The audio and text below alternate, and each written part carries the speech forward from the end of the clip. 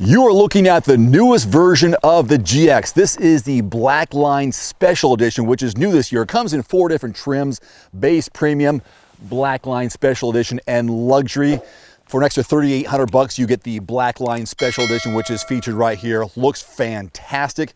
Today, I'm gonna go over some pros and cons, what's new, of course, but I'm gonna skip all the specs, all the small details and numbers, because I've been getting a lot of comments that say, hey, sounds like you're just reading off a spec sheet. I don't want numbers. If I wanted numbers, I'd read the manual or the Monroney, whatever it may be.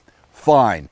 Everymandriver.com will include all those stupid details that you don't want to be bogged down by. Here are the commonly agreed upon pros and cons of the GX. First of all, pros: impressive off-road capability in a segment largely without it. High seat position provides a good view of the road and easy to use interior controls. The cons or knock on this vehicle are as the following: a high floor and side hinge door in the back, making it hard to load cargo, let alone make room in a parking lot if you want to open up that back door. Seats have been considered uncomfortable. Fuel economy is poor, as well as the acceleration, and a rough ride on broken pavement. That's the commonly understood pros and cons. As far as what's new, that's important this year, right? Because they do so many different redesigns, little tweaks and turns here. Here's what's new for 2022.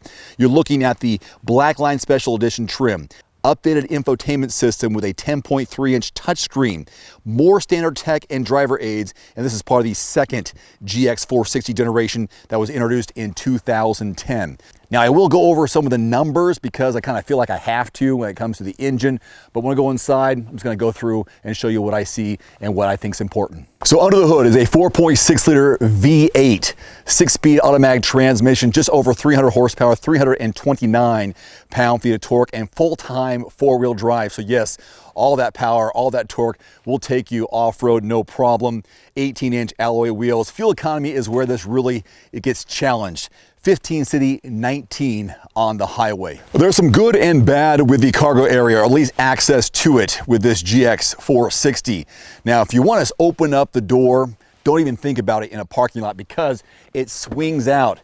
You can imagine right here how you'd knock into the guy behind you or the gal behind you. That's not going to work. So Lexus says, here's the option. Press this button here, we can lift the glass, and now you can put things in this way or grab things out just by going through the glass door. But not everyone likes that. I don't. When I was loading this up for a recent road trip, I was thinking, oh, I'm going to lift this up right here.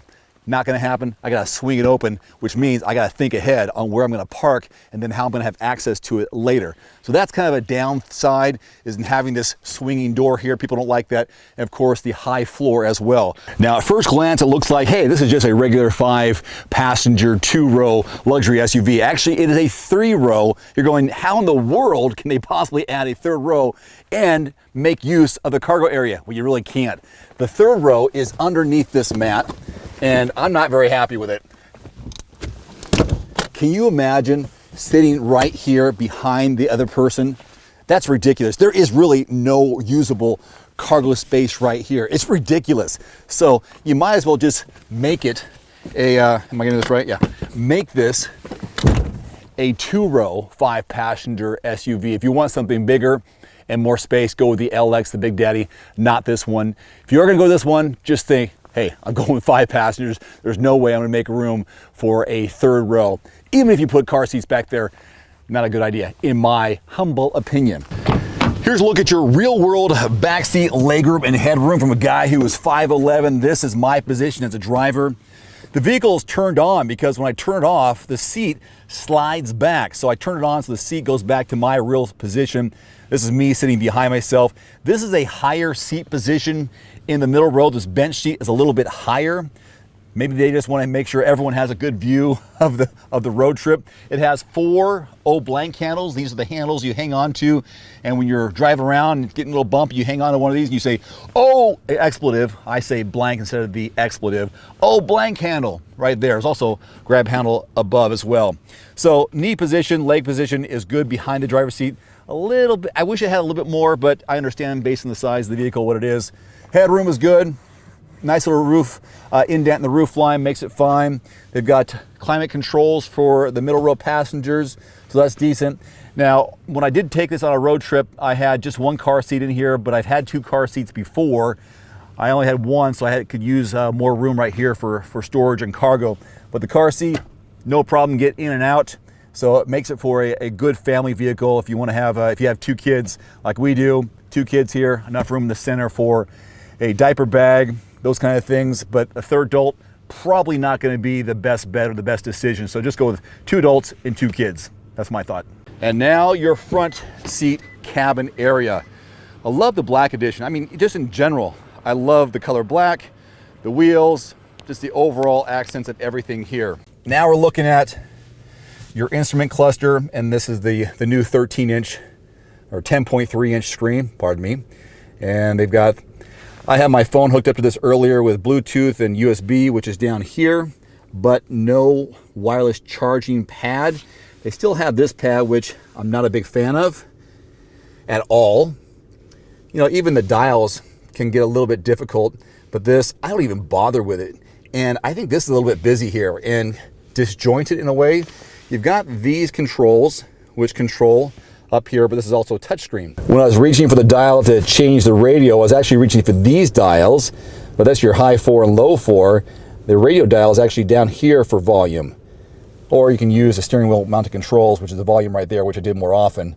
But instinctually, I wanted to reach down for this button right here because that's where it would normally be, or at least it should feel like it should be.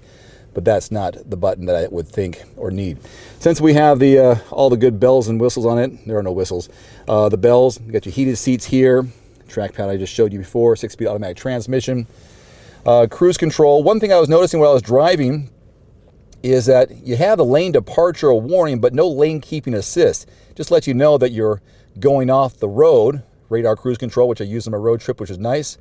But nothing to keep you back on the road. A little frustrating because I'm so used to other vehicles that kind of the steering wheel brings you back, but not here. And I don't have a heads-up display right there. So some obvious things to me that are missing. Still some nice luxury feels and touches to it. It wasn't the most fun vehicle to drive. It felt a little loose and easy on the highway. Steering's simple and it moves real well, but a little loosey-goosey in my opinion. But what do I know? These are just my driving impressions. If you want to find out, drive for yourself and you can say, Dave, you are full of crap, and maybe I am. So as much as I like a lot of the features on this vehicle, there are too many things that tell me no. MSRP begins around 55, goes up to around 65, then you throw in a couple extra bonus packages in here and there, and then you have a pretty expensive luxury SUV. But I feel like there's just too many things on it that it wouldn't work for me and my lifestyle. I would go a little bit bigger. I just don't like how it feels on the highway, but again, what do I know? It's just my experience. You'll find out for yourself if you decide to do a test drive on this. I do think it looks sharp. I like some of the versatility it has, its ability and power to go off-road. It's a good solid vehicle on the road for the most part. I got the roof racks here for ours. Cargo space was okay. Again, you're not getting the LX, you're getting the GX. So it has its pros and cons versus the larger one. Thank goodness Lexus has plenty of options for you, RX, GX, LX, and so on. Power-wise, fuel economy, you know, the give and take of one gives you here and one takes you from there. I don't know, probably not the vehicle for me and my family, but hey, I'm not buying a new vehicle anytime soon. I've got myself a truck, I've got myself a Tesla, but these, it's kind of fun to test them out and see what their cool features are, pros and cons, and maybe it'll fit what you're looking for. Again, everymandriver.com, I'll put all the details and specs so you can nerd out, but that's my opinion and thoughts from this week.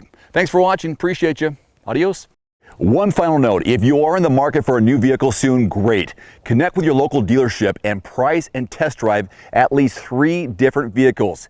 A vehicle's strengths and weaknesses can only be discovered when you are behind the wheel. My reviews can be good, but you need to test drive these yourself. Visit quotes.everymandriver.com, select the make, model, and your zip code, and you'll get invoice pricing in your area on those vehicles. Shop smarter with price quotes at quotes.everymandriver.com. Thanks for watching. Please click subscribe, and give us a thumbs up. See you next time. Hey, I want to let you know about a new feature on everymandriver.com. It's a car payment calculator you can use anytime when you're trying to figure out what your potential loan amount is and the monthly payment figure. So what you do is you type in the vehicle price, your down payment, trade-in figure, sales tax, interest rate, and the term of the loan. Click calculate, and then you'll figure out the loan amount and the monthly payment. It's a free tool now available on everymandriver.com.